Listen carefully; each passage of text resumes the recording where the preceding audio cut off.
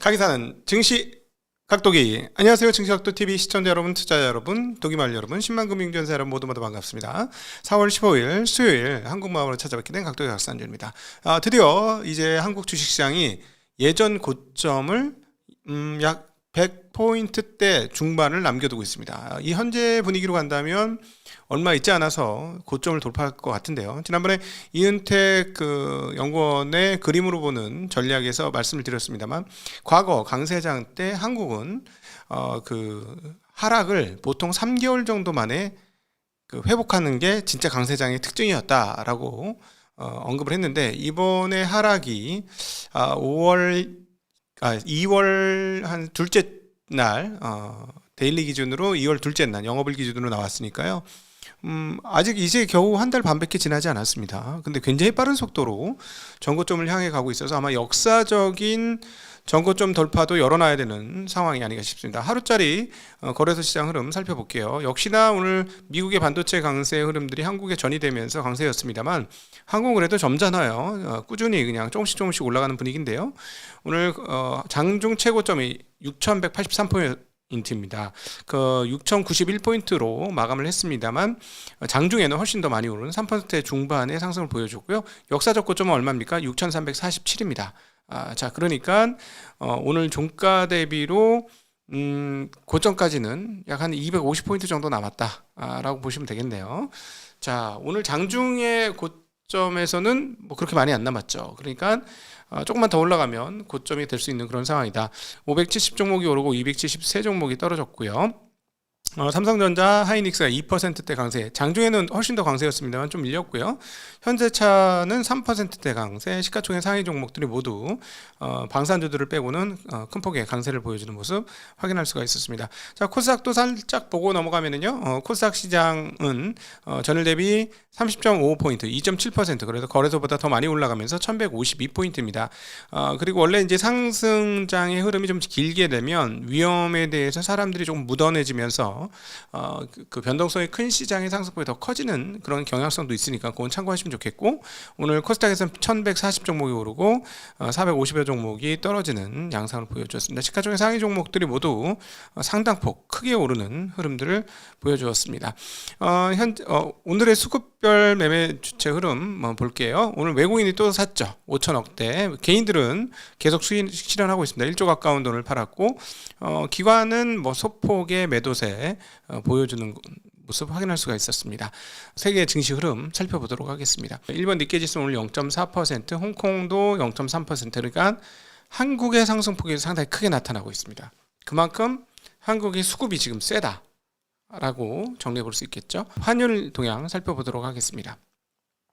자, 환율 동향 살펴보면 오늘 원화가 아침전에 말씀드렸던 그 정도 가격입니다. 그 정도 가격이면서 오히려 엔화는 아침보다는 조금 더 강세가 나타나면서 N1 환율은 920원대에서 932원으로 끝났고요.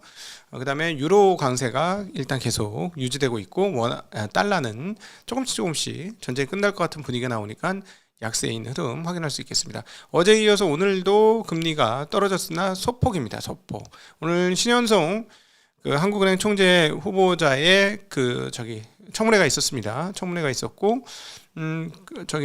스테이블 코인에 대해서는 과거보다는 조금 더 긍정적인 태도로 좀 모양새가 바뀐 것 같다라고 볼 수 있겠습니다. 업종별 흐름도 살펴보도록 하겠습니다. 자, 업종별 흐름은 건설주들이 압도적으로 강세를 보여주었습니다. IT도 좋았습니다만 건설주가 아주 발군이었는데요. 이제 건설주는 가격적 매력이 좀 없어지는 것 같아요. 다음 달에 저희들이 보내드릴 퇴직연금 IRP, ISA 관련된 포트폴리오에서 기존에 저희가 가지고 있는 건설 ETF는 빠질 가능성도 있다라는 점을 먼저 고려를 해주시면 좋겠습니다. 너무 많이 올랐습니다. 지금 건설 ETF 추천드렸던 것이 너무 많이 올라서 뺄 수도 있다는 점 이제 감안하셔야 될 것 같고요.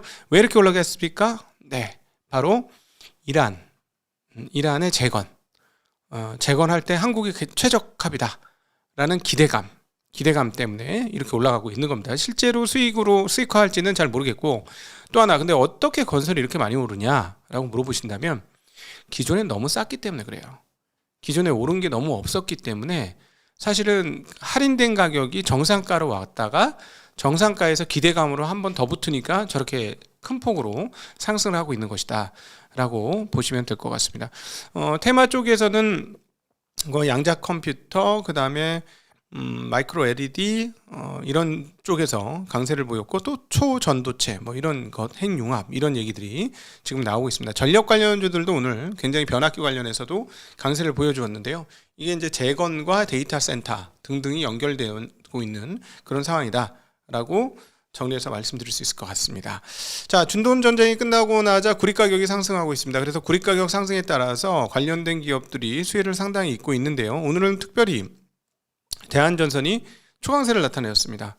초강세를 나타내었고, 그 다음에 이제 전쟁이 끝날 것인지 여부는 조금 더 지켜봐야 되는데, 시장은 벌써 전쟁이 다 끝난 것처럼 인식을 하고 있습니다. 그래서 전쟁 이후를 배팅하고 있는 시장이다 라고 정리해서 말씀드릴 수 있을 것 같아요. 글로벌 구리 가격이 계속해서 신고가를 치고 있고, 그래서 전선주들도 더 강세가 나타나는 흐름. 그리고 또 하나, 앞서도 잠깐 언급드렸습니다만은 오늘 전력 관련주들도 대체적으로 좋았는데요. 아무래도 데이터 센터에 필요한 전압기 등이 계속해서 필요한 상황인데, 오늘 산일전기가 큰 폭의 강세를 나타내었는데, G와 도시바 합작사에 납품을 하던 회사인데 수주 공급이 앞으로 더 늘어나지 않겠느냐, 그리고 일부는 퀄 테스트를 통과했다라는 기대감 속에서 더 강세를 보였습니다. 자, 이제 달러 가격 유가 한번 또 확인하고 넘어가야 되겠죠. 유가 현재 상황들 어떤가? 자, 아침 시점에서 예전처럼 다시 올라가진 않았습니다.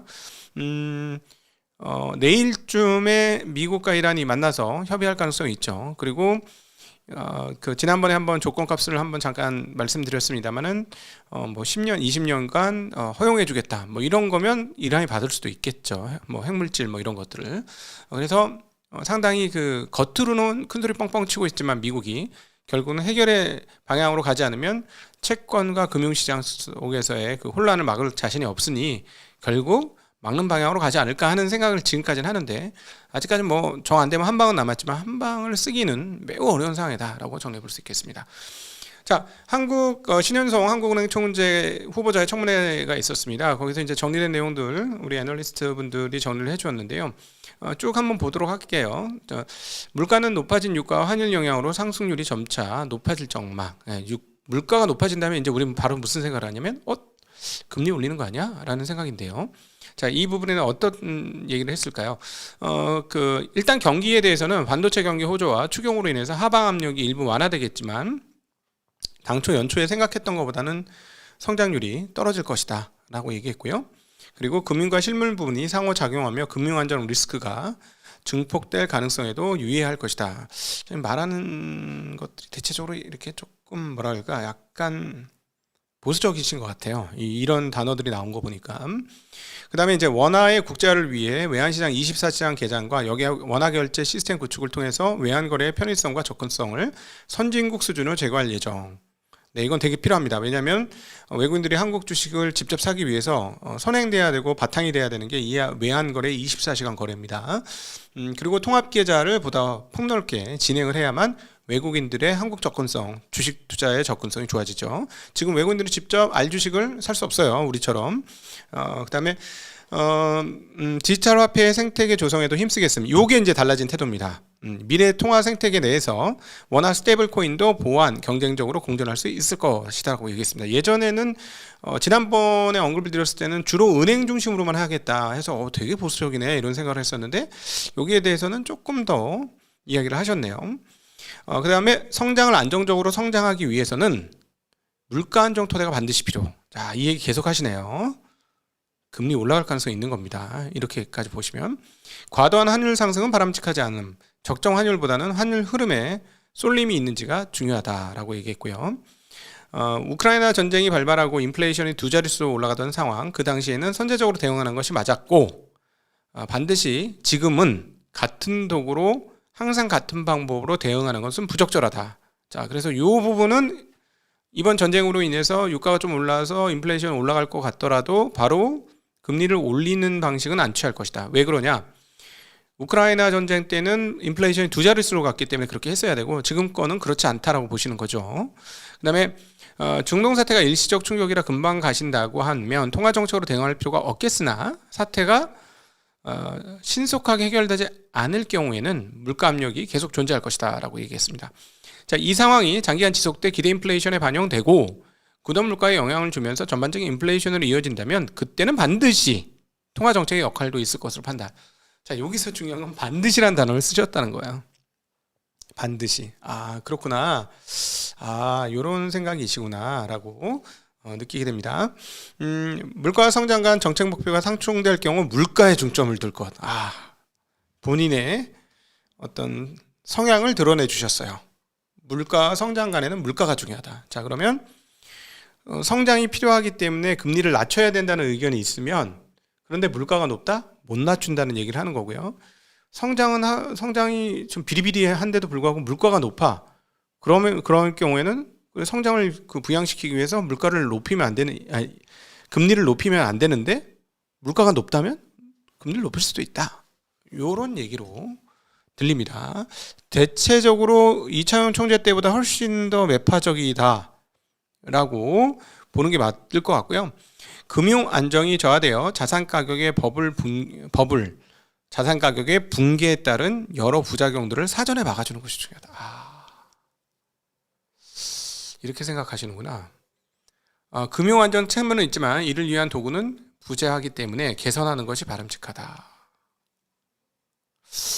비은행 금융기관의 비중을 감안했을 때 정보 접근성이나 협조에 문제가 있다.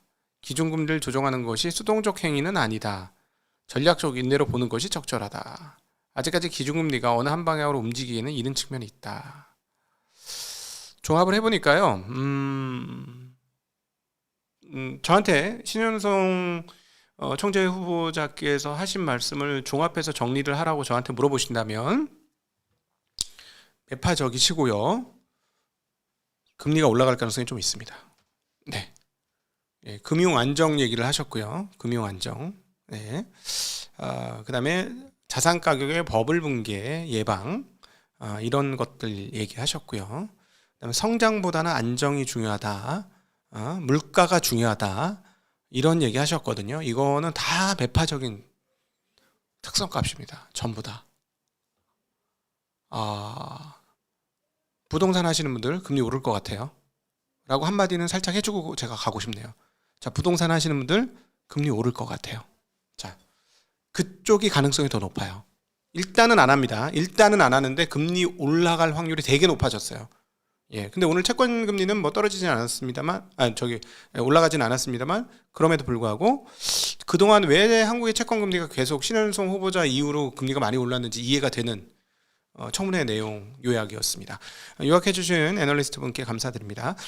자, 그리고 4월 들어서 외화 결제 순매도세가 지금 나타나고 있습니다. 서학개미 RIA 계좌가 지금 만들어졌기도 하고요.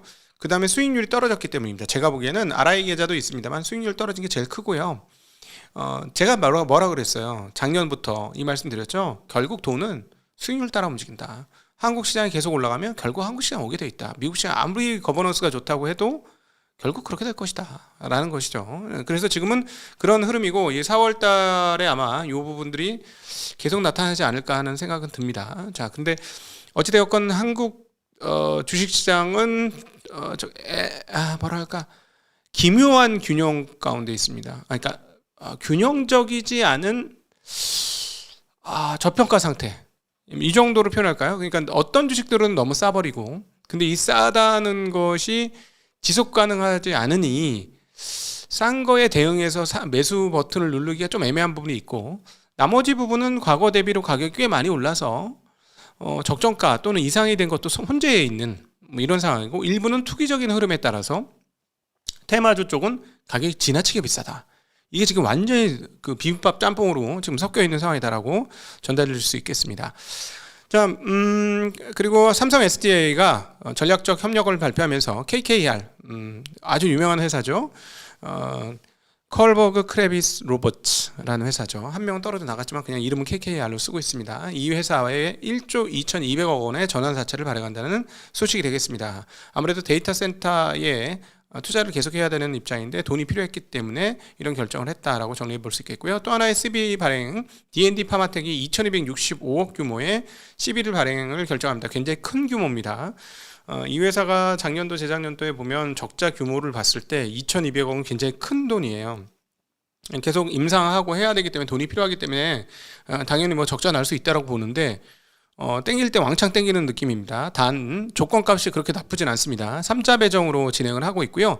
그리고 3자 배정을 받은 사람들에게는 1년간 그 보유 의무가 지어져 있고, 그 다음에 수익률은 낮습니다. 수익률이 없어요. 즉 뭐냐면 이자 돈 안 주고 발행한 CB다 라고 말씀드릴 수 있겠으니까 그렇게 썩 나쁘진 않고, 그 DS 투자 파트너스와 계열사가 745억을 투자했고, 미국의 글로벌 자산 운용사인 바이스 에셋 매니지먼트 등이 500억을 투자를 했고, 한국 한투 등등 그 자산 운용사들이 또 함께 참여한, 여러 자산 운용사들이 참여한 내용이 되겠습니다.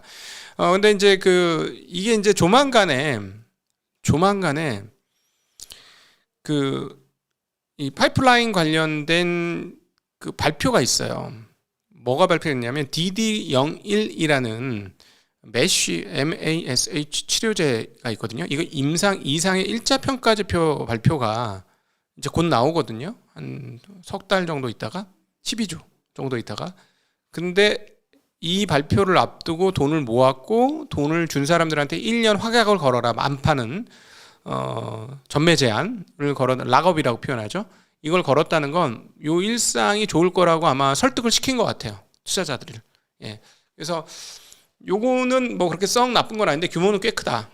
시가총액 대비로도 시가총액 대비는 2조 원대니까 뭐 적정하다라고 볼 수도 있는데, 매년 적자 나는 규모에 비해서는 굉장히 큰 폭이다라고 볼 수가 있겠죠. 근데 자주 할 수 없는 거니까 한 번 할 때 많이 땡기고 싶은 마음은 분명히 있을 거예요. 자, 그리고 전쟁 여파로 인해 전쟁은 끝나갑니다만 여파는 계속 남습니다. 플라스틱 포장재가 턱없이 부족한 것 같습니다. 이제 종이 포장재로 뒤집어 바뀌고 있다라는 소식이 되겠네요. 그래서 종이 포장재를 만드는 업체들, 특별히 화장품 쪽에서 종이 포장재 만들었던 회사들이 상당히 수혜를 보고 있다라는 소식이 되겠습니다. 근데 우리가 정말로 플라스틱을 많이 쓰더라고요. 이 자료를 읽다 보니까 2022년 기준으로 한국과 중국, 일본, 동남아시아, 그러니까 이 동쪽 아시아 쪽에서 쓰고 있는 플라스틱 사용량이 전 세계 사용량의 3분의 1이랍니다. 어마무시하죠. 근데 이 규모가 얼마나 증가를 했냐? 1990년 대비 9배, 900% 증가한 수치라고 합니다.